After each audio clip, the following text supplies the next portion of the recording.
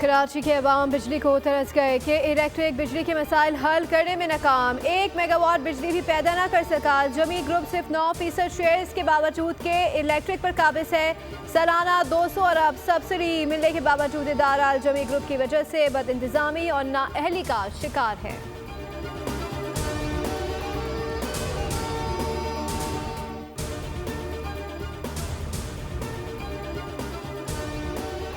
Electric की नाअहली तो 2004 से ही जब सामने आ गई थी, जब उन्होंने एग्रीमेंट किया था हुकूमत के साथ और KESC को खरीदा था और उसके बाद इस शहर से तांबे को चोरी किया गया। के इलेक्ट्रिक के खिलाफ भरपूर एहतजाज होने के बावजूद तमाम सियासी जमातें करती है बशमूल MKM। के इलेक्ट्रिक इस वक्त प्राइवेट सेक्टर का बिजली पैदा करने वालों में सबसे बड़ा माफिया है, जो बिजली पैदा नहीं कर रहा लेकिन उसको हुकूमत 200 अरब रुपए की सब्सिडी दे रही है।